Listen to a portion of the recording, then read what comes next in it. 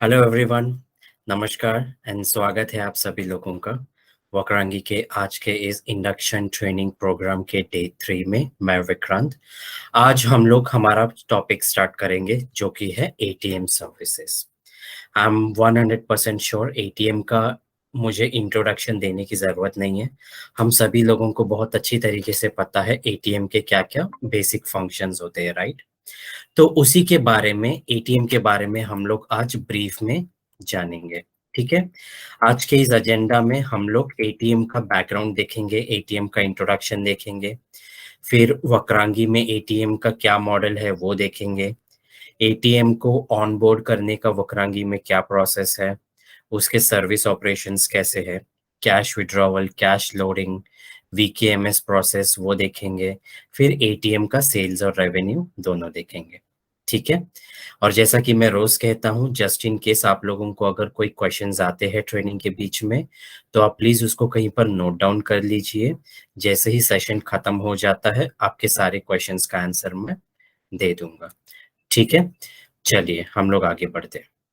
अभी पार्ट 1 में हम लोग देखेंगे introduction to ATM at Vakrangee.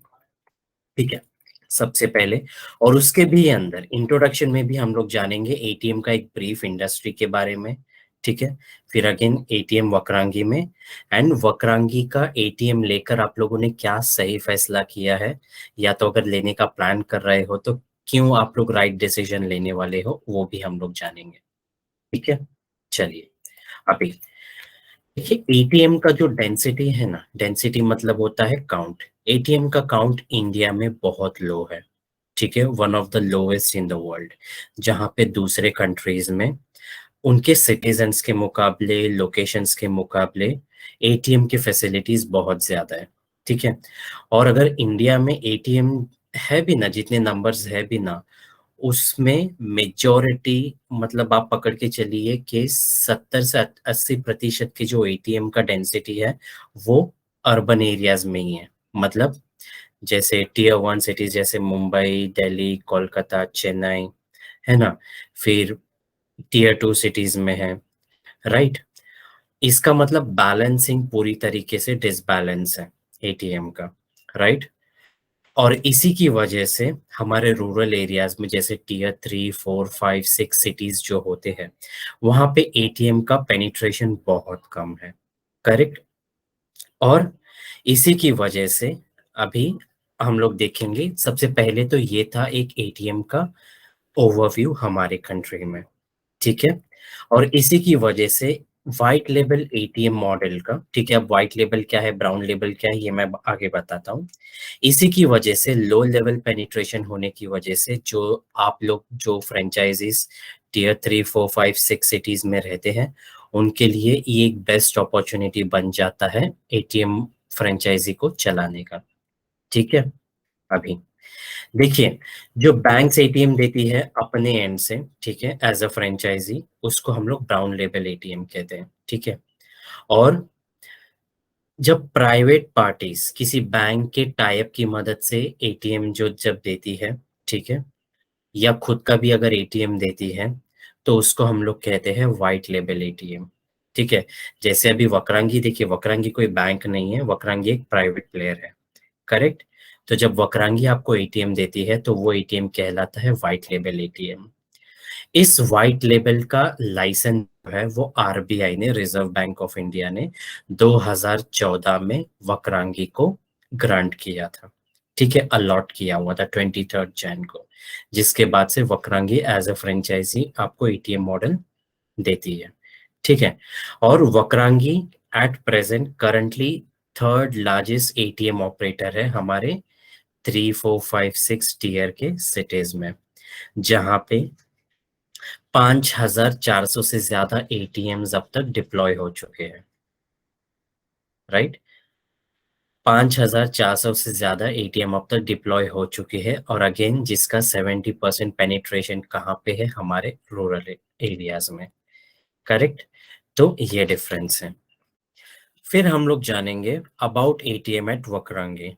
जैसा मैंने बताया था, under white label ATM operator licence में, ठीक है, हम लोग मतलब वक्रांगी अपने फ्रेंचाइजी के साथ मिलकर अपने सिटीजन्स को एटीएम के बेसिक फैसिलिटीज प्रोवाइड करती है थ्रू फ्रेंचाइजी आउटलेट्स। ठीक है। अभी इसका जो ओनरशिप होता है ना, मान लीजिए आपने अगर फ्रेंचाइजी लिया है एटीएम का, ठीक है, आप लोग को एटीएम दिया भी जाता है चलाने के लिए, तो उसका ओनरशिप जो होता है ना वो वक्रांगी का ही होता है। आपको एज अ कस्टोडियन बेसिस, मतलब गार्डियन बेसिस पर आपको वो franchisee I mean ATM machine चलाने के लिए दिया जाता है। ठीक है। जिसमें आप लोग अपना फर्स्ट लेवल के मेंटेनेंस के साथ बेसिक सा जो फंक्शन होता है वो ऑपरेट कर सकते हो, जैसे cash loading, switch on off करना, है ना, कोई छोटा मोटा नोट फंसा हुआ है तो उसको निकलवाना, वो सारी चीजें। ठीक है। एंड उसके बदले में जब ये आप करते हो, फ्रेंचाइजी लेते हो एटीएम का, ट्रांजैक्शंस जब होते हैं तो उसके बदले में आपको उस पर कमीशंस दिए जाते हैं, दोनों फाइनेंशियल और नॉन फाइनेंशियल ट्रांजैक्शंस पर। ठीक है। अभी मैं आगे आपको बताता हूँ फाइनेंशियल और नॉन फाइनेंशियल ट्रांजैक्शंस क्या होते हैं। ठीक है। देखिए, अभी जो हमारे पास मॉडल है ना फ्रेंचाइजी के, वो 3 तरीके के होते हैं। ठीक है। एक पहला सबसे वक्रांगी केंद्र विद एटीएम, आप केंद्र का पोर्टफोलियो का सर्विस भी ले सकते हो, एटीएम दोनों साथ में मिलकर भी ले सकते हो। ठीक है। दूसरा, आप सिर्फ वक्रांगी के पोर्टफोलियो के सर्विसेज भी ले सकते हो, जहां पे आप एटीएम नहीं लोगे तो भी चलेगा। ठीक है। तीसरा, आप सिर्फ एटीएम का मॉडल भी सिलेक्ट कर सकते हो एज अ फ्रेंचाइजी। ठीक है। आप अगर बैंकिंग, बीसी पॉइंट या आप पोर्टफोलियो का सर्विसेज नहीं भी लोगे तो वो नो प्रॉब्लम, आप उसी तरीके से अपना मॉडल चला सकते हो। ठीक है। अभी वक्रांगी में की फीचर्स इंपॉर्टेंट और जो बेनिफिशियल फीचर्स है वो क्या क्या है, फैसिलिटीज बोल सकते हो आप बेसिकली। देखिए, वक्रांगी के एटीएम में सारे बैंक्स के कार्ड एक्सेप्ट होते हैं, हर प्रकार के कार्ड एक्सेप्ट होते हैं, वीजा, मास्टर, रुपे, राइट, ये सारे कार्ड्स। फास्ट कैश का ऑप्शन अवेलेबल है, कैश विड्रॉवल तो है ही है, पिन चेंज का ऑप्शन है, मिनी स्टेटमेंट है, बैलेंस इंक्वायरी है और वैल्यू एडेड सर्विसेज है। अब वैल्यू एडेड सर्विसेज में भी क्या है आप लोग आगे सीखोगे। ठीक है। और वक्रांगी का मॉडल भी जो है ना एटीएम का, वो बाकी के बैंकों के एटीएम के मॉडल की तरह ही है। ठीक है। जिसमें सब कुछ है जो मैंने अभी आपको बताया। ठीक है। और सारे डोमेस्टिक कार्ड्स एक्सेप्ट किए जाते हैं, बट हाँ, इंटरनेशनल कार्ड्स अगर इशू किए होंगे तो वो एक्सेप्ट नहीं होगा। मतलब कंट्री के बाहर अगर किसी ने इशू करवाया होगा कार्ड को दूसरे कंट्री में, तो वो वाले कार्ड एक्सेप्ट नहीं होते। ठीक है। इसका इंटरफेस भी बहुत इजी है, बाकी एटीएम्स की तरह बहुत यूजर फ्रेंडली है। ठीक है। कोई जो कम पढ़े लिखे होंगे या नहीं पढ़े लिखे होंगे उनके लिए भी ये बहुत इजी है। ठीक है। और फिर कीपैड शील्ड भी है, मतलब जब आप पिन डालते हो ना, तो हो सकता है कोई पीछे से आपका पिन देख रहा हो, तो उस पिन को सेफगार्ड करने के लिए भी उसके ऊपर, कीपैड के ऊपर शील्ड लगाया गया है। ठीक है। और EMV enabled dip ATM machine to ensure the cards are not swallowed. देखिए, टेक्नोलॉजी ऐसा बनाया गया है कि जब कस्टमर अपना एटीएम डालते हैं तो वो एक लेवल पर आकर वहीं पर रहते हैं, मतलब वो किसी भी तरह से कार्ड फंसने का चांसेस उसमें नहीं होता है। ठीक है। तो ये सारी खास बात है वक्रांगी के एटीएम मॉडल की, और बहुत सारी चीजें हैं। ठीक है। चलिए, अभी है ना, मैं आप लोगों को बताता हूँ कि वक्रांगी के रिफंडेबल डिपॉजिट में और नॉन रिफंडेबल डिपॉजिट का जो प्लान है उसमें क्या फर्क है, और वक्रांगी के एटीएम में प्लस हमारे कंपेटिटर्स के एटीएम में क्या क्या फर्क है वो मैं अभी आपको बताने वाला हूँ। ठीक है। सबसे पहले इन्वेस्टमेंट। ठीक है। फिर refundable deposit, monthly charges, commission, सब कुछ मैं आपको वन बाय वन बताऊंगा। हम लोग इन्वेस्टमेंट से स्टार्ट करते हैं। देखिए, जब आप वक्रांगी में इन्वेस्ट करते हो तो आप 2 लाख रुपए का रिफंडेबल डिपॉजिट जमा करवाते हो। ठीक है। जबकि हमारे कंपेटिटर्स कोई 2,88,000 लेते हैं, कोई 2,29,000 लेते हैं, कोई 91,000 लेते हैं, कोई 6 लाख रुपीज लेता है, 5 लाख रुपीज, ऐसे। मैं अपने कंपेटिटर्स का नाम नहीं लूंगा, आप चाहो तो मार्केट में आप ऑफ कोर्स पता कर सकते हो। ठीक है। अभी जब इतने पैसे जब लोग लेते हैं इंक्लूडिंग वक्रांगी, तो एटीएम सरेंडर करने पे कौन आपको कितने पैसे देता है?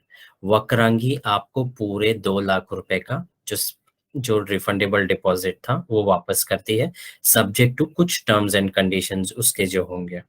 ठीक है, कुछ टाइम के लिए हो सकता है आपको एटीएम रखना ही है, वैसा वाला। और जबकि हमारे कंपेटिटर्स, मान लीजिए कोई 2,88,000 रुपए ले रहा है, तो आपको रिफंडेबल सरेंडर करने पे रिफंड जो करते हैं वो 1 ही लाख करता है। अगेन कोई सिर्फ 50,000, कोई सिर्फ 1.5 लाख, कोई जीरो। तो इस पॉइंट में वक्रांगी सबसे बेस्ट है। वक्रांगी में किसी भी तरह का मंथली चार्जेस नहीं है, जबकि हमारे दूसरे कंपेटिटर्स में है। हाँ, ऐसे कंपेटिटर्स भी है जिनके पास भी जीरो मंथली चार्जेस है, बट ऐसे भी कंपेटिटर्स है जिनको आपको मंथली चार्जेस देना होता है। कमीशन ट्रांजैक्शन, देखिए एट प्रेजेंट वक्रांगी आपको रिफंडेबल डिपॉजिट का जो प्लान है उस पर 9 रुपए का कमीशन देती है फाइनेंशियल ट्रांजैक्शन। अब फाइनेंशियल ट्रांजैक्शन क्या होता है? मतलब जब कस्टमर पैसे निकालते हैं उसको फाइनेंशियल ट्रांजैक्शन कहा जाता है। और ये ट्रांजैक्शन पहले ट्रांजैक्शन से ही स्टार्ट हो जाता है आपका कमीशन, जबकि हमारे कंपेटिटर्स जितने भी हैं, सबसे पहले तो उनका कमीशन 9 रुपए के आसपास भी नहीं है। दूसरा, अगर है तो भी पहले तो आपको कुछ नंबर ऑफ ट्रांजैक्शंस का जो कैप वो लगाते हैं उतना होना ही चाहिए। उतने ट्रांजैक्शन होने के बाद वाले जो ट्रांजैक्शंस होंगे उस पर वो लोग आपको कमीशन देते हैं, जबकि वक्रांगी में ऐसा कुछ नहीं है। कस्टमर पहला ट्रांजैक्शन भी करते हैं तो भी आप उसके लिए आपके कमीशन के लिए एलिजिबल होते हैं। ठीक है, फिर आपका आता है नॉन फाइनेंशियल ट्रांजैक्शन। इस पर वक्रांगी आपको 2.5 रुपए का कमीशन देती है। अब नॉन फाइनेंशियल ट्रांजैक्शन क्या होता है? जैसे पिन चेंज होना, मिनी स्टेटमेंट देखना, है ना, ये सारी चीजें। और जबकि हमारे कंपेटिटर्स कोई देता है 2.5 रुपए के आसपास, 2 रुपए, बट अगेन बहुत सारे लोगों का कैप है कि इतना ट्रांजैक्शन होगा उसके बाद आपका कमीशन स्टार्ट होगा। ठीक है, और सबसे बेस्ट फीचर हमारा है कि वक्रांगी का जब रिफंडेबल डिपॉजिट वाला प्लान आप लेते हो, उसके एटीएम मशीन के साथ साथ आप लोगों को CCTV with NVR switch, along with hard disk with 90 days capacity, VPN connectivity, PoE switch, ठीक है, ये सारी चीजें वक्रांगी आपको फ्री ऑफ कॉस्ट प्रोवाइड करती है एटीएम मॉडल के साथ। ठीक है, जबकि हो सकता है हमारे कंपेटिटर्स दे रहे हो बट वो आपको या तो चार्ज करेंगे या उसका कुछ सिक्योरिटी डिपॉजिट भी लेंगे। वक्रांगी बिल्कुल फ्री ऑफ कॉस्ट आपको ये देती है। और तो और वक्रांगी के एटीएम मॉडल पर आपको अप टू 10 लाख रुपीस का इंश्योरेंस भी मिलता है, दोनों एटीएम मशीन पर भी और जब कैश ट्रांजिट में होता है, मतलब जब आप बैंक से निकाल के लाते हो उस पर भी अप टू 10 लाख रुपीस का इंश्योरेंस है। ठीक है, सो इतने सारे फायदे हैं वक्रांगी के एटीएम के। ठीक है, अभी why you have chosen Vakrangee ATM? देखो अगेन जैसा मैंने बताया, जीरो मेंटेनेंस है, free cash and hardware insurance up to 10 lakh rupees, cash in transit 10 lakh रुपए तक, कैश इन एटीएम 10 लाख रुपए तक, कैश इन हैंड, मतलब मान लीजिए आपने पैसे लेकर आए हैं सेटलमेंट अकाउंट से, ठीक है, बट आपने पैसे सिर्फ मान लीजिए 9 लाख रुपए डाले और 1 लाख रुपए आपने अपने पास कैश इन हैंड रखा है, उस पर भी आपको अप टू 1 लाख रुपीज का इंश्योरेंस है। करेक्ट, फिर ये रहा आपका कमीशन स्ट्रक्चर। कैश ट्रांजैक्शन पे अभी इमेजिन कीजिए, अगर आपने रिफंडेबल इमेजिन नहीं, आई एम सॉरी, मान लीजिए आपने अगर नॉन रिफंडेबल डिपॉजिट का प्लान लिया हुआ था पहले, तो उस पर कमीशन था 10 रुपए का कैश विड्रॉवल पे for example, excluding GST, include नहीं है। ठीक है, पिन चेंज पर 3 रुपए थे, बैलेंस इंक्वायरी पर 3 थे, मिनी स्टेटमेंट 3 है, इनफैक्ट आई एम सॉरी जो लोग चला रहे हैं ये प्लान पहले से, fund transfer card to card पे 10 रुपए, और फिर Aadhaar seeding, banking registration, mobile banking registration, chequebook request, statement request पर 3-3 रुपए एक्सक्लूडिंग जीएसटी। ठीक है, और इसका जो कमीशन पे किया जा रहा है वो T+1 बेसिस है, मतलब जैन में जितने भी ट्रांजैक्शंस आपके हुए हैं उसके कमीशन आपको मार्च में मिल जाएंगे। ठीक है। अभी जो हमारा करंट प्लान चल रहा है वो फिलहाल रिफंडेबल डिपॉजिट का चल रहा है। मतलब अगर आप 2 लाख रुपए के रिफंडेबल डिपॉजिट का प्लान लेते हो तो आप लोगों का कमीशन कुछ ऐसे है, 9 रुपए कैश विड्रॉवल पर, फिर नॉन फाइनेंशियल ट्रांजैक्शन पर 2.5 रुपए, fund transfer card to card पे 9 रुपए। इसका जो पे साइकिल है वो T+15 डेज है। मतलब एग्जाम्पल दे दो, जैन के महीने में जितने भी ट्रांजेक्शन होंगे वो Feb 15 तक आपको मिल जाएंगे, सिर्फ 15 दिन का गैप होगा। ठीक है, ये डिफरेंस है। चलिए अभी कुछ कंपैरिजन भी हम लोग कर लेते हैं उसके अर्निंग के ऊपर हमारे कंपेटिटर्स के साथ। मान लीजिए आपने नॉन रिफंडेबल का प्लान लिया हुआ है और वो चला रहे हो। ठीक है, तो एक एग्जांपल ले लो वक्रांगी का। अगर आपके एटीएम में दिन में 100 ट्रांजैक्शंस भी होते हैं, ठीक है, ठीक है, तो number of transaction per month कितने हो गए? 30। मतलब ओवरऑल 3,000 ट्रांजैक्शन। ठीक है, नंबर ऑफ डेज 30 होते हैं, तो उसके हिसाब से भी आपका कमीशन बनता है 30,500 रुपए। ठीक है, जबकि हमारे कंपेटिटर का कमीशन सब कुछ लिया जाए तो किसी में 24,000 है, किसी में सिर्फ 18,000 है, और उन पे मंथली चार्जेस जो लग रहा है वो अलग। ठीक है, मान लीजिए दिन का 50 ट्रांजैक्शन भी हो रहा है नॉन रिफंडेबल का प्लान। ठीक है, ये नॉन रिफंडेबल मैं बता रहा हूँ। अगर महीने के अगर 1250 ट्रांजैक्शन भी होते हैं फिर भी आपका कमीशन बनता है 12,500 रुपये। जबकि हमारे कंपेटिटर्स का अर्निंग आप देख सकते हो, किसी का 2,000, 5,000, बहुत सारी चीजें। मिनिमम 25 ट्रांजैक्शन भी होते हैं ना दिन में, महीने के हो जाते हैं 625। उसका भी अर्निंग आपको 6,250 रुपए का होगा। और ऐसे टाइम पर तो बहुत सारे हमारे कंपेटिटर्स के जो फ्रेंचाइजी होते हैं उनका माइनस में चला जाता है बिजनेस। राइट, ऐसा है। फिर ये रहा रिफंडेबल डिपॉजिट का प्लान। इसमें भी 3,000 मंथ की मंथली ट्रांजैक्शन अगर होता है तो उसका कमीशन आप लोग कमाते हो 27,000 रुपए, जो कि हमारे कंपेटिटर से बहुत ज्यादा है। मंथली अगर 1,500 ट्रांजैक्शन भी होते तो भी आपको 13,500 रुपए का कमीशन मिलता है। राइट, मंथली अगर सिर्फ 750 ट्रांजैक्शन भी होते फिर भी आपको पैसे मिलते 6,750। जबकि हमारे competitors most of the cases में उनका कमीशन हमसे या तो आधा है या तो वो माइनस में चले गए। करेक्ट, सो ये डिफरेंस है। मतलब एक चीज तो गारंटी है यहाँ पे, आप लोगों का लॉस तो बिल्कुल नहीं होगा। ये बिल्कुल कंफर्म है यहाँ पे। इसीलिए कहा जाता है minimum investment, low risk and high return. ठीक है, वक्रांगी के मॉडल का। चलिए, ये तो आपने जान लिया एटीएम के बारे में, वक्रांगी में पूरा ओवरऑल मॉडल वगैरह। अभी हम लोग जानते हैं कि अगर एटीएम आप लोग ऑनबोर्ड हो चुके हो या होने वाले होंगे तो कैसे करना है। ठीक है, और उसके भी अंदर हम लोग देखेंगे क्या क्या प्री रेक्विजिट्स होने चाहिए। मतलब ऐसी क्या क्या चीजें हैं जो आपको पहले से अपने एंड से करके रखना है। दूसरा, क्या क्या एक्टिविटीज ऐसे परफॉर्म करना है। तीसरा, एक सक्सेसफुल ऑनबोर्डिंग का डेफिनेशन हम लोग देखेंगे। ठीक है, चलिए अभी देखिए वक्रांगी का एटीएम सेटअप करने के लिए है ना, हम लोगों को कुछ स्टेप्स फॉलो करने होते हैं, जिनमें से बहुत सारे फ्रेंचाइजी के रिस्पॉन्सिबिलिटी होता है और बहुत सारा वक्रांगी का रिस्पॉन्सिबिलिटी होता है। तो चलिए वन बाय वन हम लोग जान लेते हैं। स्टार्ट करते हैं वक्रांगी के रिस्पॉन्सिबिलिटी से। ठीक है, वक्रांगी का सबसे पहला रिस्पॉन्सिबिलिटी क्या है, कि जब एप्लीकेशन भर के आपका डिपॉजिट वगैरह दे देते हो तो वक्रांगी आपका एटीएम डिस्पैच करवाते हैं। ठीक है, उसके साथ साथ जितने भी इक्विपमेंट आपको प्रॉमिस किए गए हैं वो सारे भेजे जाते हैं, जैसे सीसीटीवी, वीपीएन, एनवीआर, वो सारी चीजें। राइट, फिर उसके साथ वक्रांगी आपको ट्रेन करती है, जैसे मैं आपको ट्रेन कर रहा हूँ अभी, है ना, डेली बेसिस पर। करेक्ट, वीसी के थ्रू, वर्चुअल कॉन्फ्रेंस के थ्रू। करेक्ट, ये सारी चीजें। फिर ग्रीवेंस एंड सपोर्ट मैकेनिज्म आपको दिया जाता है, एफआरएम आपको मैं बताता आ रहा हूँ अब तक। करेक्ट है, ये सारी चीजें। फिर आ जाते हैं हम लोग फ्रेंचाइजी के रिस्पॉन्सिबिलिटी पे। मतलब आप लोगों का क्या-क्या रिस्पॉन्सिबिलिटी है।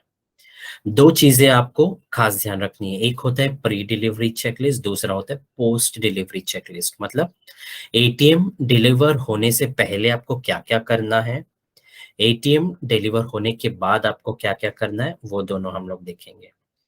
देखिए, एटीएम आने से पहले आपको सबसे पहले तो अर्थिंग का सेटिंग करना होता है। अब ये अर्थिंग क्या है, हम लोग आगे देखेंगे, ठीक है?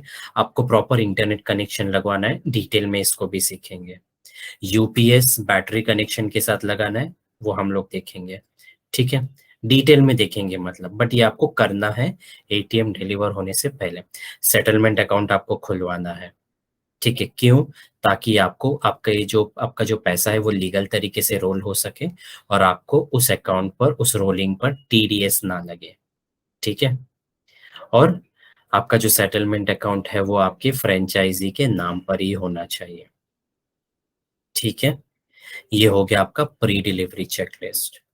अब जैसे ही एटीएम मशीन आ जाता है मान लीजिए, फिर आपको क्या करना है, आपको सीसीटीवी या जो भी इक्विपमेंट हम लोगों ने भेजे हुए हैं, ठीक है? सारी चीज़ों का इंस्टॉलेशन आपको अपने लोकल इंजीनियर से करवाना है, ठीक है? आपको वीपीएन का जो सेटिंग है वो करवाना है, आरबीआई के गाइडलाइंस आपको कॉपी पेस्ट करने हैं प्रिंट करके, ठीक है? फिर आपको एटीएम का ID, location type, help desk number सब कुछ वहाँ पे प्रॉपर्ली सेटअप करना है उसका, ठीक है? And sample format shall be shared on registered email ID, ठीक है? एंड डोंट वरी, हो सकता है आप लोग अभी यहाँ पे कंफ्यूज हो रहे होंगे, डोंट वरी, ये सारा प्रोसेस मैं अभी थोड़ी देर में डिटेल में बताने वाला हूँ, ठीक है? बट पॉइंट यहाँ पर ये था कि ये सारी चीजें आपकी रिस्पॉन्सिबिलिटी है, ठीक है? ये जैसे ही दोनों आप कर लोगे ना, प्री डिलीवरी चेकलिस्ट और पोस्ट डिलीवरी चेकलिस्ट, उसके बाद वापस से वक्रांगी का रिस्पॉन्सिबिलिटी आता है। क्या है वो? जब आप लोग सारी चीजें कर लोगे तो हम लोग एटीएम के इंजीनियर को आपके पास भेजेंगे।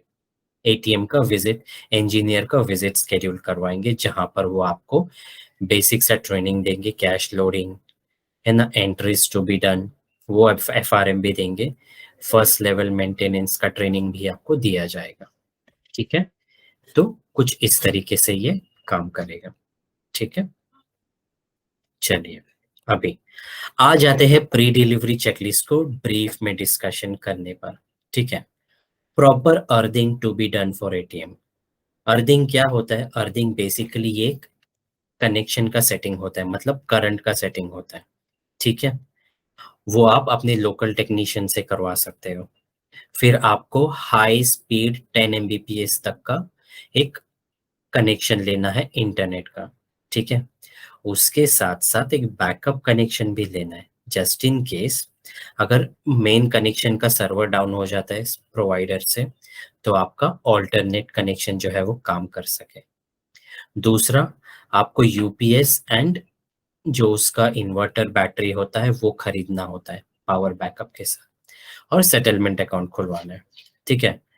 एंड जैसे ही आप ये चारों रिक्वायरमेंट्स आप कंप्लीट करके भेज दोगे हमें, ठीक है, प्रूफ के साथ आपके एफआरएम को, आपका एटीएम डिस्पैच कर दिया जाएगा, ठीक है? ये रहा। देखिए, अब अर्थिंग का सेटिंग कैसे होता है, ठीक है? अर्थिंग है ना, ये जैसा मैंने बताया, ये करंट का सेटिंग है स्विच का, जो आप अपने टेक्नीशियन को बता दोगे तो वो करके दे देंगे आपको। उनको बस इतना बताना है कि ये जो अर्थिंग का जो रीडिंग है ना करंट का, वो 0.1 वोल्ट से लेकर 3 वोल्ट के बीच में होना चाहिए, ठीक है? उनको बस इतना बताना है, ठीक है? ये खास ध्यान रखना है।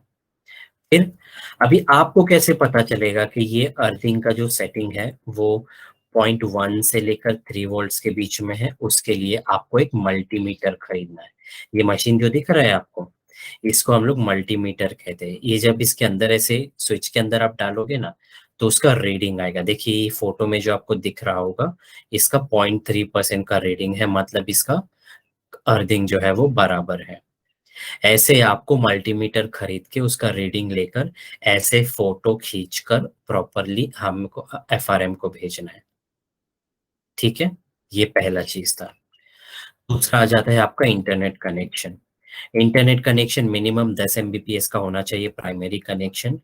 और तो और प्राइमरी कनेक्शन के साथ-साथ एक बैकअप कनेक्शन भी होना चाहिए ताकि जैसा मैंने बताया, प्राइमरी कनेक्शन का सर्वर में कोई प्रॉब्लम हो जाता है सर्विस प्रोवाइडर से, तो आपका जो बैकअप कनेक्शन है वो स्टार्ट रहे और आपका एटीएम चलता रहे।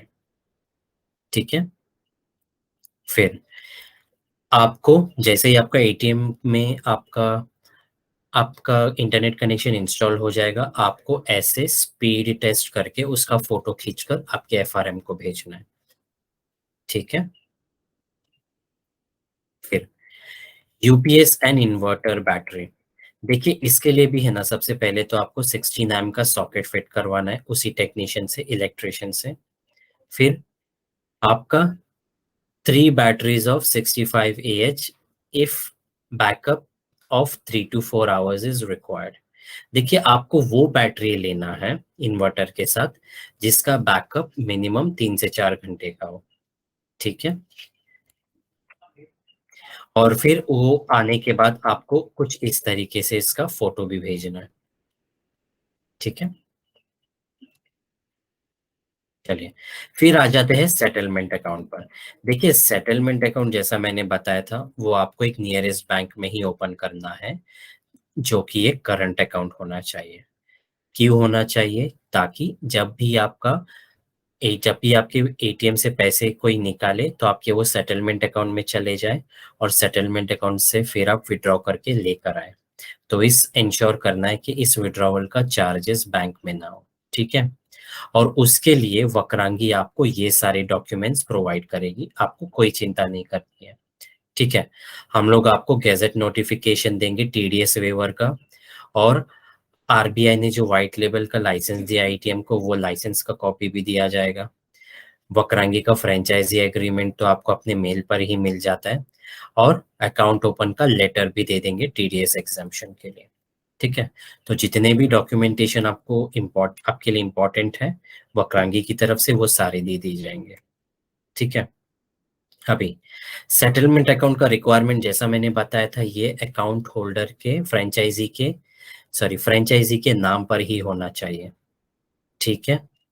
और उसमें एग्ज़म्पशन टीडीएस का मिलेगा, क्यों? ताकि आप लोग सबसे पहले तो अपने एटीएम का जो सेटलमेंट अकाउंट है, वो एटीएम का जो लोकेशन है, एटीएम के साथ टैग करवाना है आपको। ठीक है? और वो सारे डॉक्यूमेंट्स आपको दिए जाएँगे एनेक्स्चर 1, 2, 3, 4 के फॉर्म में, जो मैंने आपको बताया हुआ है। ठीक है? देखिए, ये एक बेसिकली एक कॉपी है एनेक्स्चर 1 का। ठीक है?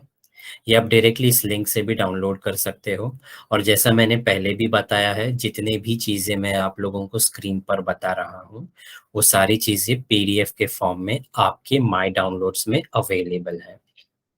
ठीक है? फिर एनेक्स्चर 2 भी देखिए कुछ ऐसे दिखता है। ठीक है? एनेक्स्चर 3 देखिए कुछ ऐसे दिखेगा।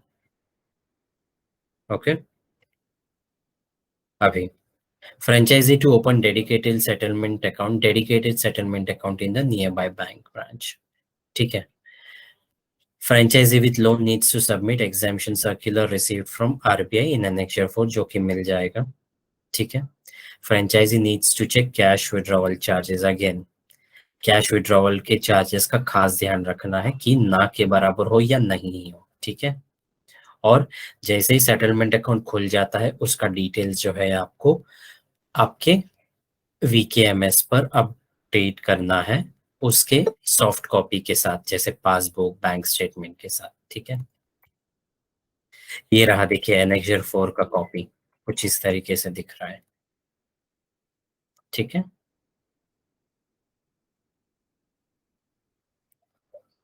ऑलराइट। अभी एनेक्स्चर 5 में चलिए हम लोग जानते हैं कि सेटलमेंट अकाउंट के डिटेल्स को अपडेट कैसे करना है। देखिए, जैसे ही आप वीकेएमएस पे लॉगिन कर लेते हो, ठीक है? वीकेएमएस पे लॉगिन करने के बाद आपको ये वाला पहला स्क्रीन दिखाई देगा। लेफ्ट साइड में जैसे ही माय वीकेएमएस पर क्लिक करोगे, नीचे आपको ऑप्शन दिखाई देगा नेक्स्ट चेंज सेटलमेंट अकाउंट। ठीक है? यहाँ पर क्लिक करने के बाद आपको आएगा सेटलमेंट अकाउंट का बॉक्स। ठीक है? जैसे ही आप इस स्पेस पर डबल क्लिक करोगे ना, इस रेक्टेंगल के कॉलम में, रो में, सॉरी। तो ये वाला पेज ओपन हो जाएगा, जहाँ पे आपको सेटलमेंट्स का सारा डिटेल्स डालना है, अकाउंट नंबर, आईएफएससी कोड, फिर आपका सॉफ्ट कॉपी भी अटैच करना है, बैंक स्टेटमेंट, पासबुक या कैंसिल चेक का। ठीक है, चलिए। देखिए ये रहा, वीकेएमएस पे आपने लॉगिन किया, next gen ATM settlement account पे क्लिक किया लेफ्ट में, ये रहा, यहाँ पर आपने डबल क्लिक कर लिया। ठीक है, डबल क्लिक करने के बाद ये आपका पेज ओपन हो गया, यहाँ पे सारे डिटेल्स अपडेट किए आपने और सबमिट कर दिया। ठीक है, चलिए। अब ये जितनी भी चीजें मैंने आपको बताई ना, ये था आपका प्री डिलीवरी चेकलिस्ट। ठीक है, मतलब एटीएम डिलीवरी होने से पहले आपको ये सारी चीजें करके रखकर आपके एफआरएम को इंटीमेट करना है। ठीक है, अब आ जाते हैं, जब आपको एटीएम मशीन आपका मिल जाएगा, फिर क्या क्या करना है। फिर आपको फ्रेंचाइजी को अपने लोकल टेक्नीशियन की मदद से सीसीटीवी को इंस्टॉल करवाना है। ठीक है, और उसके बाद वीपीएन का सेटअप करवाना है, आरबीआई के गाइडलाइंस प्रॉपरली कॉपी पेस्ट करना है एटीएम में, जहाँ पे वो प्रॉपरली देखा जा सके कस्टमर के द्वारा। ठीक है, और जैसे ये कंफर्म करके आप भेज दोगे, आपका इंजीनियर का विजिट स्केड्यूल होगा। देखिए, सीसीटीवी जब इंस्टॉल हो जाएगा ना, कुछ इस तरीके से सीसीटीवी का फोटो खींचकर आपको भेजना है। ठीक है, डेट एट टाइम मेंशन होना चाहिए। ठीक है, फिर देखिए, आपका एफआरएम जो होंगे, आपके एफआरएम को आपको इंटरनेट का सेटिंग का भी जो भी होगा, वीपीएन राउटर इंस्टॉलेशन का, उसका भी फोटो भेजना है। ठीक है, आरबीआई के गाइडलाइंस में अभी आपको क्या करना है एग्जैक्टली वो डिस्कस करेंगे। ठीक है, एटीएम के गाइडलाइंस में सबसे पहले तो आपका आता है स्टिकर मेंशन करना। क्या है स्टिकर मेंशन करना? आपको देखिए, यहाँ पर ऐसे है ना, ऐसी जगहों पर आपको तीन चीजें मेंशन करके चिपकाना है। इन दोनों में से कोई भी जगह पर जहाँ पे सामने सामने कस्टमर को एकदम दिख सके। एटीएम का आईडी, ठीक है, जो आपको दिया गया होगा, लोकेशन, मेट्रो है या नॉन मेट्रो, ठीक है, आपको बता दिया जाएगा। कस्टमर हेल्पलाइन नंबर भी आपको यहाँ पे मेंशन करना है। ठीक है, ऐसे चिपकाना है वहां पे, ताकि कस्टमर को इजीली देख सके। ठीक है, और फिर आता है, देखिए, एनेक्जर 7 का जो मैंने बताया था ना, गाइडलाइंस आपको पेस्ट करना है। ये रहे, इसका कॉपी भी डोंट वरी आपको माई डाउनलोड से मिल जाएगा। ठीक है, ये पूरे गाइडलाइंस आपको कॉपी पेस्ट करना है विजिबल स्पॉट पे। ठीक है, ATM onboarding team will align an engineer and coordinate for the engineer visit. जब ये सारा चीजें हो जाएगा, पोस्ट डिलीवरी चेकलिस्ट भी हो जाएगा, फिर वक्रांगी आपके लोकेशन पर जो एटीएम मशीन जो कंपनी बनाती है ना, वो कंपनी से इंजीनियर आएंगे और सबसे पहले आपको उसका प्रॉपर बेसिक लेवल का ट्रेनिंग देंगे आपको। ठीक है, लाइव जाने के लिए क्या करना है। ठीक है, और फिर आपको फर्स्ट लेवल का मेंटेनेंस भी सिखाएंगे, मशीन ऑन ऑफ करना, नोट अगर कहीं पे फंसा हुआ है तो उसको निकालना, है ना, बैलेंस चेक करना, कैश लोड करना, वो सारी चीजें। और जब ये होगा ना, ठीक है, ये विजिट जब स्केड्यूल होगा ना, तो इंश्योर करना है आप इंजीनियर से प्रॉपरली कोऑर्डिनेट करिए। कोई अगर प्लान्ड आउटेज होगा, मतलब लाइट जाने वाला होगा फॉर एग्जांपल, पता है प्लान्ड है, तो ऐसे केसेस में प्रॉपरली उनसे कम्युनिकेट करके उनको अकॉर्डिंगली बुलाना है। ठीक है, आपके सारे कनेक्शन जैसे इंटरनेट कनेक्शन, यूपीएस, वो सारी चीजें वर्किंग कंडीशन में होनी चाहिए। ठीक है, और आपको मतलब एज अ फ्रेंचाइजी वहां पर अवेलेबल रहना है ड्यूरिंग द ट्रेनिंग। ठीक है, चलिए। अभी franchisee to insure certain activities task on the day of engineer visit. जब ये होंगे ना, जब इंजीनियर आने वाले होंगे ना, तो आपको एज अ फ्रेंचाइजी ये सारी चीजें इंश्योर करना है कि आप उनसे सीख लो, ट्रेनिंग ले लेना है आपको कि कैश लोडिंग कैसे करते हैं। ठीक है, एंट्रीज कैसे करना है while cash loading, first level का मेंटेनेंस अगर मान लो नहीं भी समझ आया है, तो आप उनसे दोबारा पूछ के एकदम प्रॉपरली याद रखना है। ठीक है, और ATM fit currency to be loaded, ठीक है। जिस कैसेट में जितना नोट्स बताया गया होगा, जो नोट बताया होगा वही नोट डालना है, ठीक है। क्यों? क्योंकि अगर इसमें अगर आप लोगों ने गलती कर दी तो बहुत बड़ा प्रॉब्लम हो सकता है, क्योंकि कस्टमर को जो डिडक्शन का एसएमएस जाते हैं ना, वो कैसेट के बेस पर ही जाता है, ठीक है। इमेजिन कीजिए, जो कैसेट 2000 के नोट के लिए था, उसमें आपने अगर 500 का नोट डाल दिया और उल्टा कर दिया, ठीक है। 500 के कैसेट में आपने 2000 का नोट डाल दिया, तो क्या होगा? कस्टमर जब 500 रुपए निकालेंगे ना, तो उनको 2000 रुपए आ जाएंगे, बट उनको डिडक्शन सिर्फ 500 का दिखेगा। करेक्ट? तो ऐसा प्रॉब्लम हो सकता है। इंश्योर करना है कि राइट कैसेट में राइट नोट ही डालना है। और इसमें पैसे डालने से पहले आपको इंश्योर करना है कि आपके जितने भी नोट्स हैं वो सीसीटीवी के प्रेजेंस में, आपके करेंसी डिटेक्टर जो होता है, फेक करेंसी डिटेक्टर का जो मशीन है, वो वहां से होकर ही गुजर कर फिर आपको एटीएम में पैसे डालने, इसका बहुत बहुत खास ध्यान रखना है, ठीक है। और इंजीनियर के सामने आपको 3 से 4 ट्रांजैक्शंस करके दिखाने हैं, ठीक है।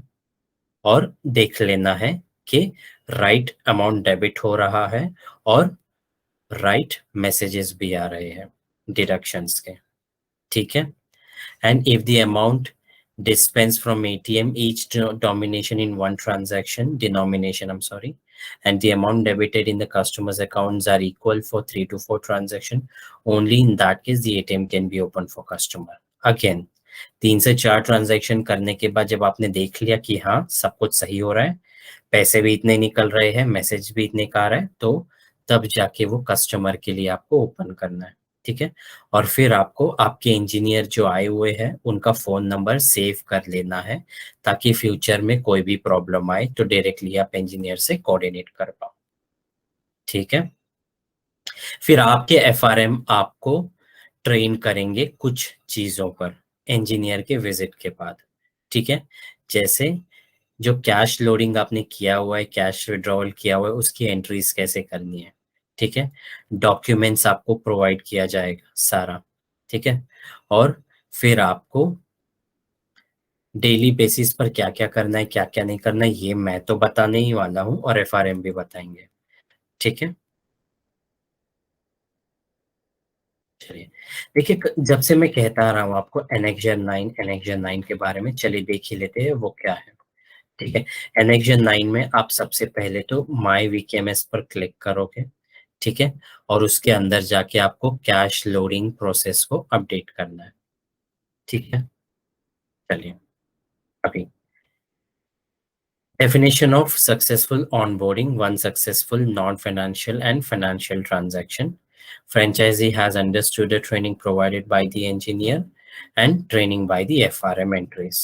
ठीक है, ये जब आप कर लेते हो इसका मतलब हो जाता है कि आपको ट्रेनिंग मेरा भी समझ आया है, इंजीनियर ने जो बताया वो भी समझ आया है, सारे डॉक्यूमेंट्स आपको एफआरएम से मिल चुके हैं, और विड्रॉवल का और अपडेट कैसे करना है वो भी आपको समझ आ गया है, ठीक है।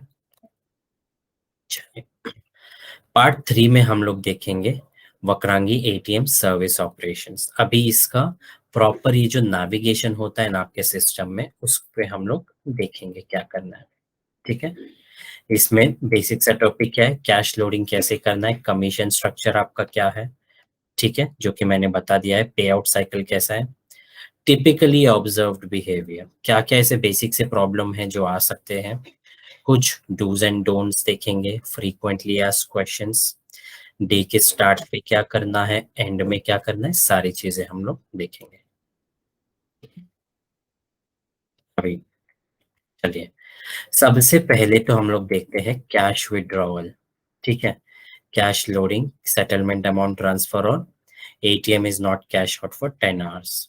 ठीक है, कैसे काम करता है ये पूरा साइकिल अभी आपको समझना है। सबसे पहले तो देखिए, आप अपने सेटलमेंट अकाउंट से जाकर पैसे विड्रॉ करते हो, ठीक है। और जैसा मैंने बताया, अप टू 10 लाख रुपीज, और उस पैसों को आप सीसीटीवी के प्रेजेंस में आपके आपके फेक करेंसी डिटेक्टर से होते हुए फिर आप वो पैसे डालते हो अपने एटीएम में, करेक्ट? फिर जैसे ही कस्टमर वो पैसे निकाल लेते हैं, ठीक है, एंड ऑफ द डे उसका सेटलमेंट हो जाता है। कैसे? एनपीसीआई के स्विच की मदद से। मैंने आपको पहले भी बताया था एनपीसीआई क्या है, national payment corporation of India, ठीक है। डेली बेसिस पे ये इनकी मॉनिटरिंग की मदद से, ठीक है, वक्रांगी आपका settlement end of the day कर देती है, ठीक है, दूसरे दिन 2 बजे से पहले, ठीक है। मतलब क्या होता है, जैसे ही कस्टमर पैसे निकलवाते हैं, ठीक है, निकालते हैं अपने अकाउंट से, वो कस्टमर के अकाउंट से निकलकर एनपीसीआई के स्विच की मदद से वो आपकी सेटलमेंट अकाउंट में सेटल कर दिया जाता है, ठीक है। और फिर वो सेटलमेंट कब होता है? सेटलमेंट दूसरे दिन 2 बजे तक होता है। मतलब मान लीजिए आज कस्टमर ने 1,000 रुपए निकाले, तो कल दूसरे दिन सुबह 2 बजे, दोपहर में 2 बजे तक वो ट्रांजैक्शन सेटल हो जाएगा, ठीक है। ऐसे काम करेगा। फिर cash withdrawal from bank branch. कुछ खास चीजों का आपको ध्यान रखना है जब आप कैश विड्रॉवल करके लेकर आते हैं। सबसे पहले तो एक ट्रिप में 10 लाख से ज्यादा का कैश नहीं लेकर आना है, खास ध्यान रखना है, ठीक है।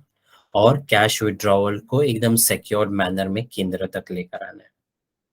पब्लिक ट्रांसपोर्ट यूज नहीं करना है, ठीक है, ध्यान रखिए इसका। अभी जब अगर अमाउंट 2 लाख तक होगा ना, जब अब अगर आप 2 लाख रुपए तक निकाल कर लेके आ रहे हो, तो आप टू व्हीलर या फोर व्हीलर का इस्तेमाल कर सकते हो, गाड़ी की बात कर रहा हूँ। अमाउंट अगर 2 से 5 लाख के बीच में है तो सिर्फ और सिर्फ फोर व्हीलर ही यूज करना है, ठीक है। अमाउंट अगर 5 से 10 लाख के बीच में है तो आपको सिर्फ और सिर्फ फोर व्हीलर यूज करना है, प्लस एक एडिशनल एम्प्लॉय भी होना चाहिए जैसे सिक्योरिटी गार्ड टाइप, ठीक है। और सबसे important point, no cash loading और cash transport activities should be conducted after 5 PM। शाम को 5 बजे के बाद किसी भी तरह का कैश ट्रांजिट, कैश लोडिंग नहीं करना है, ठीक है। और कैश लोडिंग इन एटीएम कैसे करना है? अगर जब आप कैश लोड कर रहे हो तो कैसे करना है? सबसे पहले तो आपका जो एटीएम का शटर होता है वो नीचे करना है, फिर कैश लोड करना है, ठीक है। और बाहर एक ऐसे साइन बोर्ड लगाना है कि मेंटेनेंस इन प्रोसेस, उसका एक प्लेकार्ड आता है ना छोटा सा, वो डिस्प्ले करना है ताकि कस्टमर अंदर ना आए थोड़े टाइम के लिए, ठीक है। जितने भी पैसे आप लोड कर रहे हो वो फेक करेंसी डिटेक्शन से होकर ही आपको आपको उस कैसेट्स में डालना है, और सीसीटीवी उस टाइम पर चालू रहना चाहिए, ठीक है। और franchisee to update counters in the ATM and cash loading details in VKMS. फिर उसके बाद आप करोगे कैश लोडिंग का डिटेल्स भी, ठीक है। और फिर आ जाता है daily ATM settlement amount transfer. On daily basis पर जो आपका एटीएम है, ठीक है, वो स्पॉन्सर बैंक के थ्रू आपका एनपीसीआई की मदद से आपके अमाउंट आपके सेटलमेंट अकाउंट में सेटल हो जाएगा सेकेंड डे 2 बजे से पहले, ठीक है।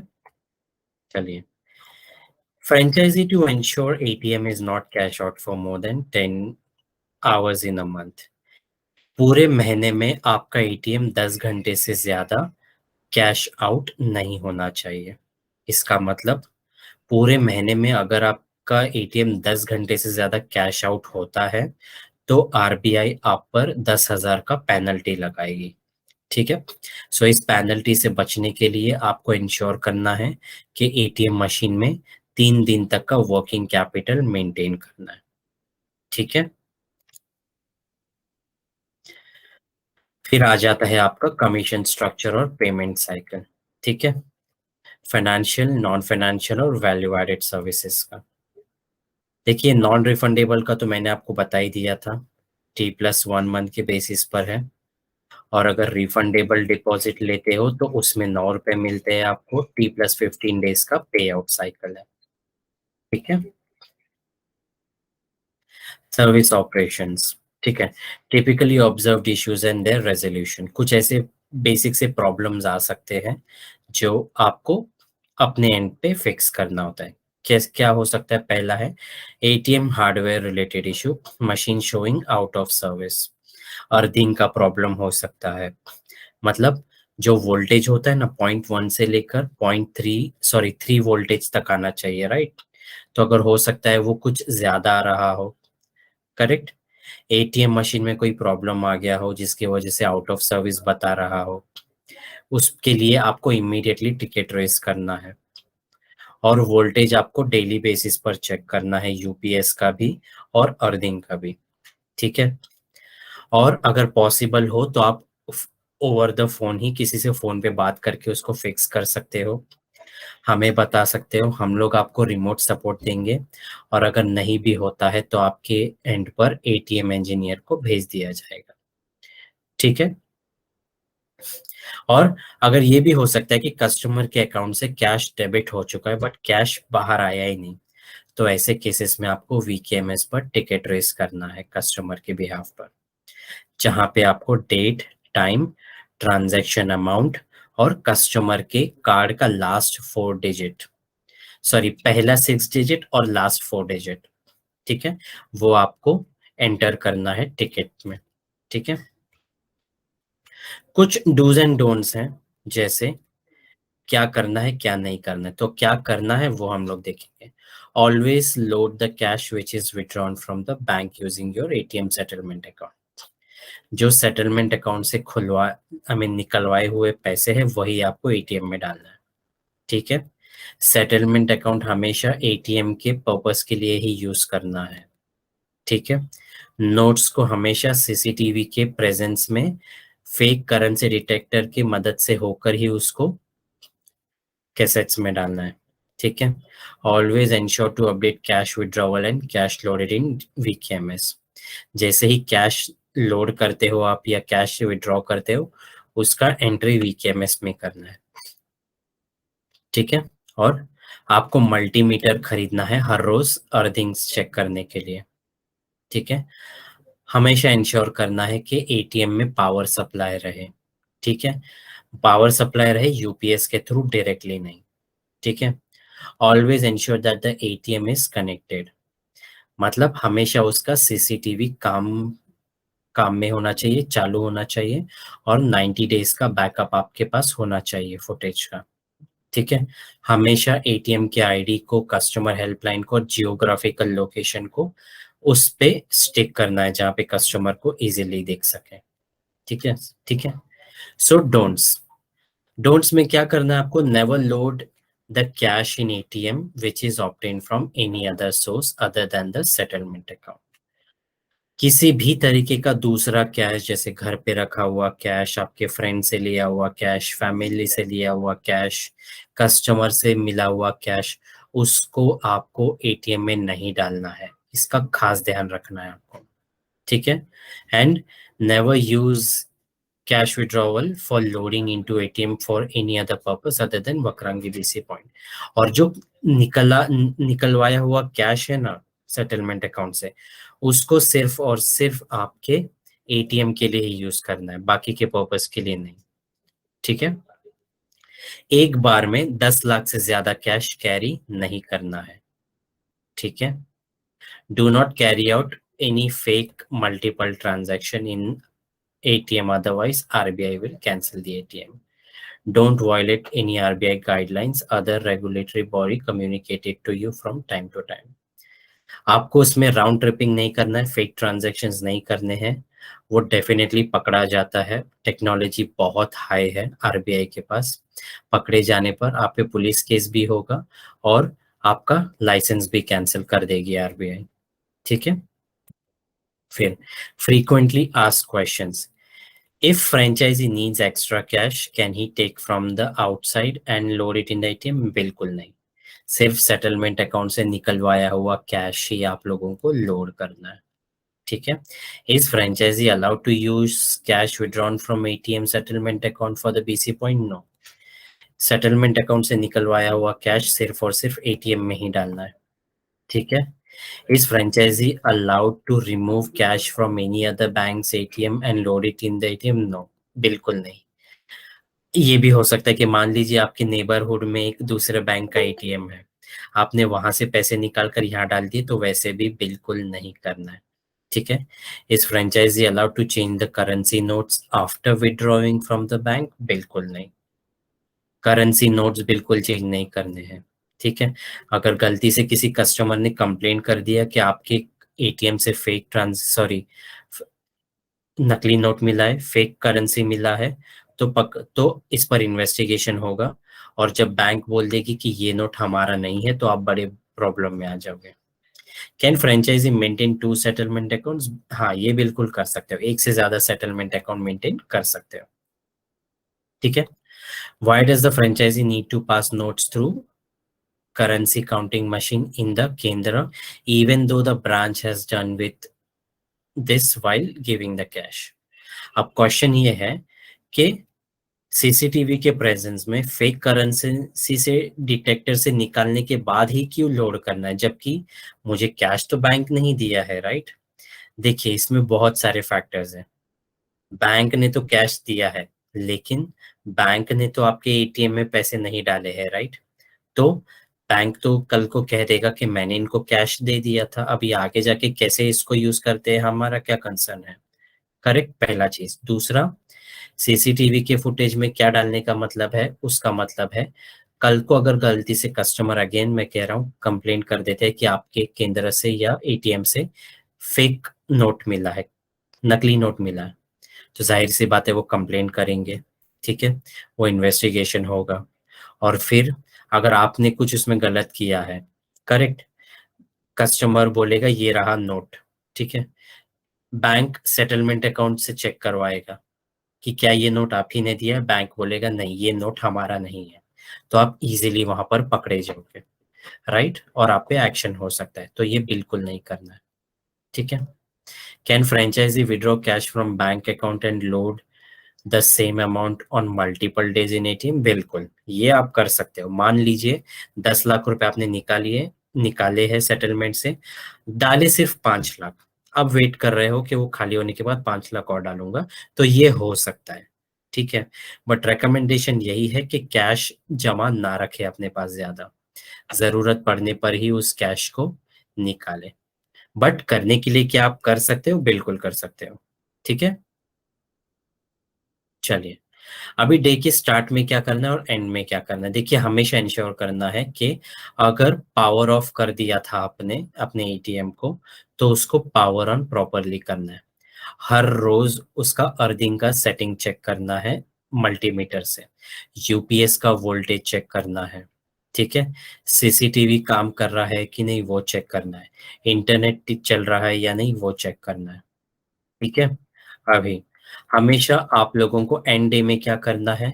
Count the physical cash present in the ATM once the ATM is not in use for the customer. हमेशा फिजिकल कैश जितने बचे हुए हैं, एटीएम जब बंद होता है, मैं बंद इन द सेंस जब कस्टमर के लिए चालू नहीं होता है, तभी आपको cash present in the ATM देखना है। ठीक है।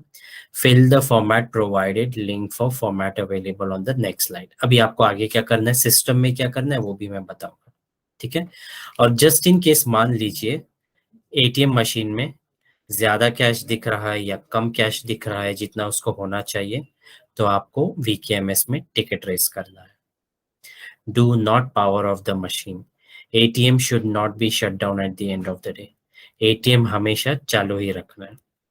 In case of emergency where power off is required, ensure that the proper shutdown process is being followed.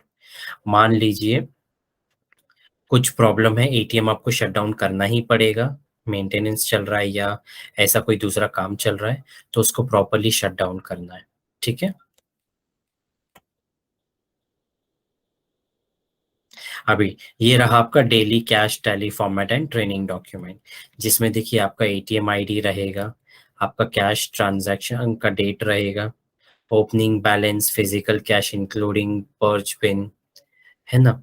ये सारा टैली आपको यहाँ पे करना है, कैश डिस्पेंस। ठीक है। Total cash remove during the day, physical cash including cassettes and purge bin, वो सारी चीजें। ठीक है। की एक्टिविटीज फॉर एफआरएम, अभी ये एफआरएम आपके लिए करेंगे। आपके monthly, quarterly, yearly TDS exemption का लेटर आपके एफआरएम आपके साथ शेयर करेंगे, ठीक है, जो आप अपने बैंक में जमा करवा सकते हो रेगुलर बेसिस पे। Okay, and as per the gazette notification in annexure 1, W white label ATM operator का जो लाइसेंस है is required to submit TDS exemption letter which states that the complete cash withdrawal done in respective month is used for cash loading only। फिर होगा क्या, आप लोगों को properly एक बैंक में लेटर सबमिट करना होता है जिसमें प्रॉपरली मेंशन होगा कि जितने भी आपने विड्रॉवल किए सेटलमेंट अकाउंट से वो पूरा आपने सिर्फ और सिर्फ एटीएम में ही इस्तेमाल किया है, ठीक है। Submit a declaration to your FRM that the complete cash withdrawal done in the respective month is used for cash loading only. Again same चीज मैंने आप लोगों को बताया, ठीक है।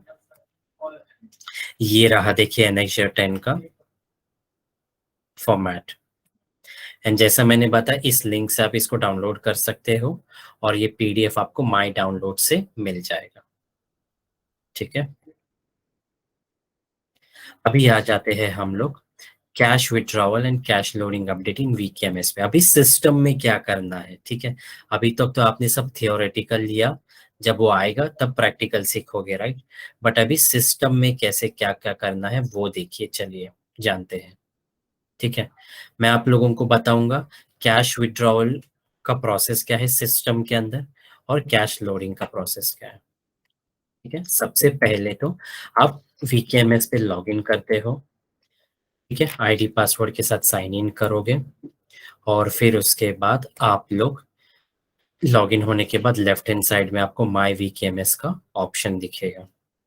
माई वीकेएमएस के ऑप्शन पे क्लिक करने के बाद आप लोगों को एटीएम कैश विड्रॉवल पर आपको क्लिक करना है, ठीक है। उस पे क्लिक करने के बाद आप लोगों को कुछ ऐसा टैब दिखेगा, ठीक है। फिर उसमें न्यू पर क्लिक करना है आपको, ठीक है। न्यू पर जैसे ही क्लिक करोगे ना आप लोगों के पास ये वाला स्क्रीन आ जाएगा, ठीक है। ये वाला स्क्रीन आपके पास जैसे ही आ जाता है फिर आप लोग यहाँ पर डेट डालोगे कैश विड्रॉवल का, एटीएम आईडी आपके पास होगा वो डालना है, ठीक है। कैश विड्रॉवल प्रूफ जैसे बैंक स्टेटमेंट या पासबुक का कॉपी यहाँ पर लोड करना है जिससे प्रूफ हो सके कि हाँ आपने कैश विड्रॉ किया था, ठीक है। फिर यहाँ पे डिनोमिनेशन, नंबर और अमाउंट को प्रॉपरली मेंशन करना है। कैसे, मान लीजिए जितने पैसे आपने निकाले हैं ना उनमें से 2000 के मान लीजिए 10 नोट्स है, एग्जांपल दे रहा हूँ, तो यहाँ पे ऐसे 10 डालना है इस बॉक्स में, ठीक है।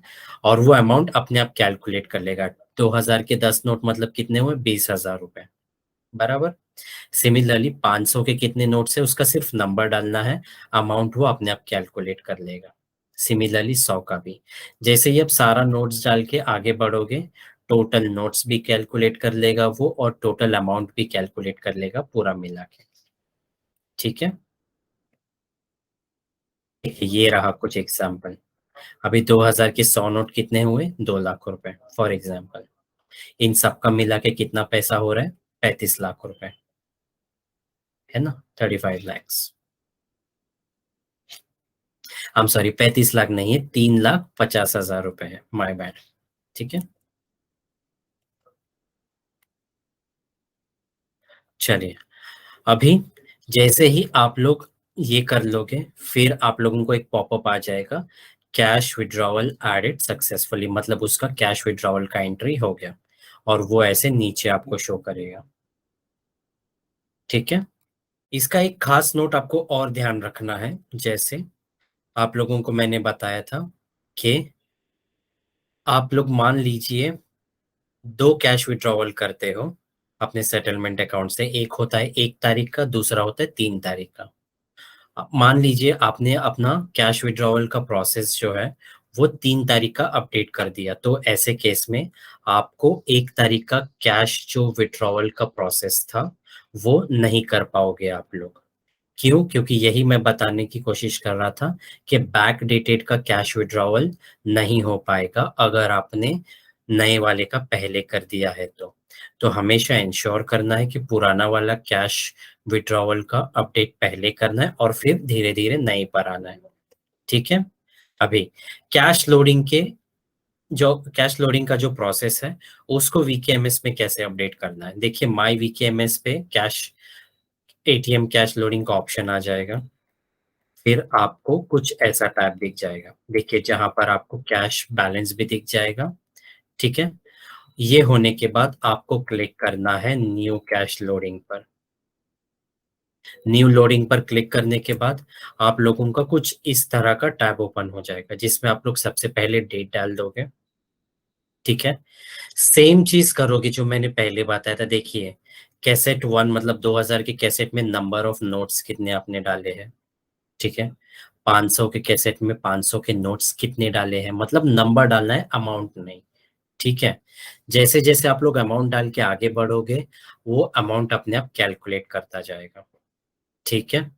फिर उसके बाद एटीएम काउंटर का फ़ोटो लेना है कैश लोडिंग करने से पहले, ठीक है? फिर कैश लोडिंग करने के बाद एक और फ़ोटो लेकर उसको अपडेट करना है, ठीक है? फ़ाइल अपलोड करना है और काउंटर का भी स्विच जो है वो कैश लोडिंग करने से पहले कर निकाल के अपलोड करना है और कैश लोडिंग अपलोड करने के बाद भी एक फ़ोटो लेना है, ठीक है? और उसको अपलोड करना है। Alright. Follow below steps carefully to update cash loading details in VKMS. ठीक है, इन चीज़ों का खास ध्यान रखना है। Enter the denomination wise total number of notes which are present in ATM cassettes. Again मैंने बताया था, राइट कैसेट में राइट डिनोमिनेशंस ही लोड करना है, मतलब 2000 के कैसेट में 2000 का नोट ही आपको लोड करना है, ठीक है? And VKMS system will automatically calculate and update the total amount in each relevant entry. जैसे-जैसे आप लोग प्रॉपर एंट्री करोगे, नंबर डालोगे, वो अमाउंट अपने आप कैलकुलेट कर लेगा, ठीक है? Upload before loading and after loading photo of ATM counter, जो मैंने आपको बताया था, ठीक है?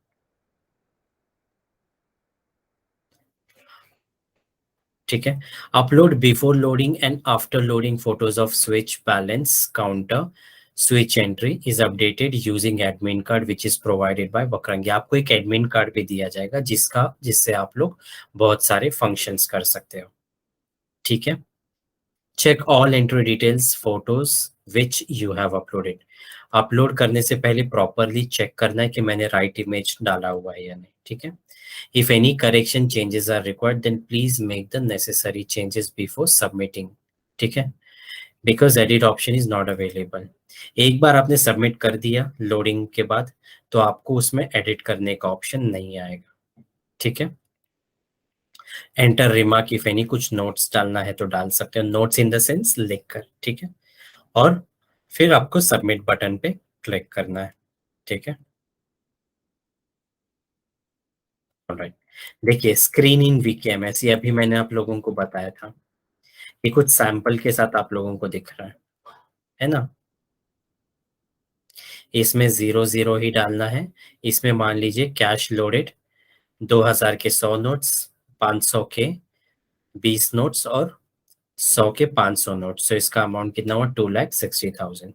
फिर ये रहा, देखिए इन्होंने फोटो अपलोड किया हुआ है ना, स्विच और एटीएम काउंटर का। चलिए, जैसे इस पर क्लिक करके आप सबमिट कर लोगे, आपको एक और अपडेट आ जाएगा, कैश लोडिंग अपडेटेड सक्सेसफुली।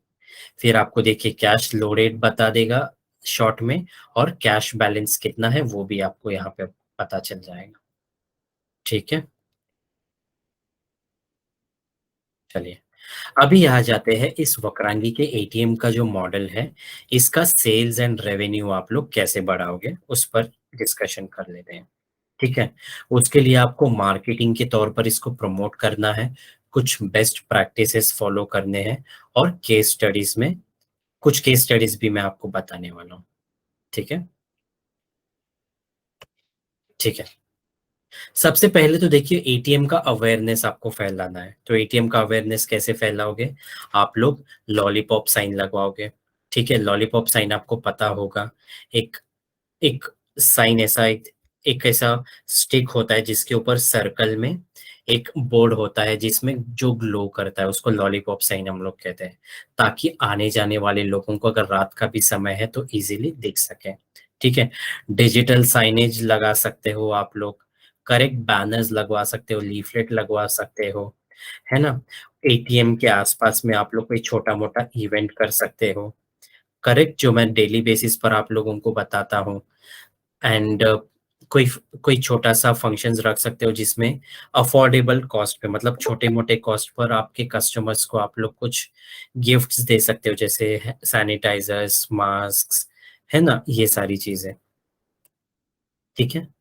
आप लोग कैंपेन चला सकते हो।